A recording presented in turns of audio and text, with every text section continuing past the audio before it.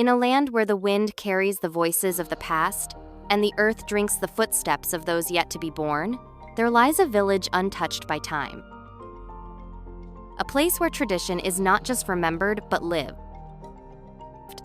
In that village, a girl was born under a blood moon. And the elders whispered, "She is the one." Her name was Nalina. And this is the story of how love defied destiny, how betrayal opened wounds, and how a single heart became the bridge between the living and the dead. This is the tale of the bride of the ancestors. Nalina was no ordinary child. From the day she took her first breath, the cattle grew fatter, the rains came sooner, and the trees bore sweeter fruit. Some said it was coincidence. Others bowed their heads in silence. The Laban, the village seer, spoke in a voice like crackling fire. "She is marked, her spirit is old, she belongs not just to us, but to those who came before." And so, Nalina was watched not with fear, but with awe. Her childhood was filled with love. Yes, but not freedom. Every step she took was shadowed by expectation.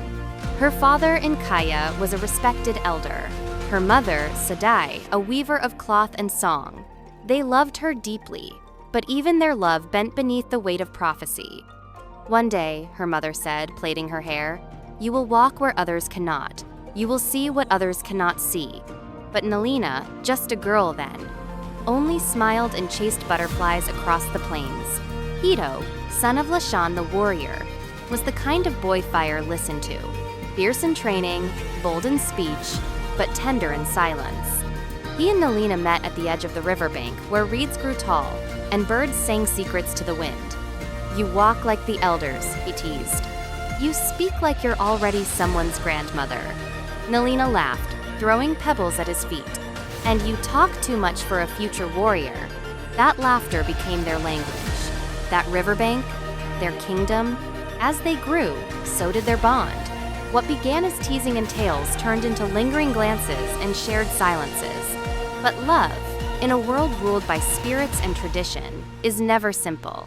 On Nalina's 16th birthday, the Laban emerged from the sacred cave, eyes white with trance.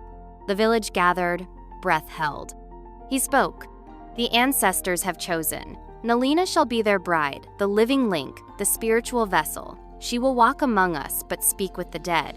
Cheers rose, some joyous, others forced. Nalina stood frozen. Her mother cried, but her father only bowed. "The honor is ours," he whispered. But Nalina's heart shattered quietly. All her dreams, all the stolen glances with Keto, gone. That night, she wept beneath the baobab tree. Keto found her there, rage burning in his voice. "They cannot decide your fate for you." "It is not just about me," she whispered. "It is about all of us. My choice is already taken." But in the darkness, their hands found each other. And from that moment, they were no longer just children of their people. They were rebels in love. Weeks passed. By day, Nalina trained with the Laban learning chants, sacred dances, the language of dreams. By night, she stole away to Keto. Beneath the moon, they dreamed of escape. "We can leave," Keto said. "There are lands beyond these hills where no one knows us." Nalina hesitated. "And if the ancestors curse us, if the rains stop, if the cattle die?" "Then let them," he snapped. "Let them know love lives, even in defiance." But Nalina could not run. The roots of her identity were buried too deep in the soil of her people. Not all hearts celebrated Nalina's fate. Seko, son of the second wife, had long watched her with envy and desire. Rejected, overshadowed, and bitter, he followed Nalina one night. He saw her embrace Keto, heard their whispers of love, and with a soul poisoned by pride, he ran to the council. "Nalina breaks her vows before they are sealed," he spat. "She shares herself with a mock the ancestors." The elders were enraged. The Laban summoned Nalina and Keto to the fire circle. Beneath the great moon, surrounded by judgment, they stood. "Do you deny it?" asked the Laban. Nalina's voice was steady. "No, I do not. I love him." Cries erupted, some in shock, others in admiration. "Then you have broken the covenant." the Laban declared. Only the spirits can decide your fate now. A trial was set. Nalina would spend 3 nights alone in the sacred forest. No food, no fire, no protection. If she returned untouched by spirit or beast, the ancestors had spoken. If not, she would be taken. The sacred forest swallowed her whole. Nalina walked barefoot, her songs trembling in the wind. On the first night, she heard the cries of unseen creatures. On the second, she saw Vision's ancestors with hollow eyes and twisted limbs. On the third night, the wind spoke. Why do you love him more than us? Because he sees me, not as a vessel, but as a soul. The wind grew still. The fireflies returned. And dawn broke. Nalina emerged, skin marked by scratches but eyes shining. The Laban bowed. She has spoken with the ancestors, and they have let her go. The village was divided. Some wept with joy. Others turned their back. Seiko was banished not for betrayal, but for dishonor. The Laban made a new decree. Nalina will not marry the spirits. She will walk with them, speak with them, but her heart is her own.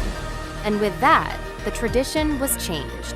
Nalina and Kido wed under the eyes of their people and the ancestors. Her wedding gown was woven with beads from the sacred cave. His shield bore the mark of the sun and moon.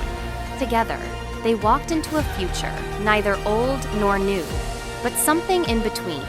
Children danced, elders sang, and far above, the spirits watched not with anger, but with pride. Today, in the village of Olomayana, when the fire crackles and the wind sings low, the elders tell her story. They speak of Nalina, the girl who dared to carry love and duty in the same breath. They speak of Kido the warrior who fought not with weapons, but with truth. And when a young girl asks, "Can I choose my own path?" her mother smiles and says, "Remember Nalina, the bride of the ancestors,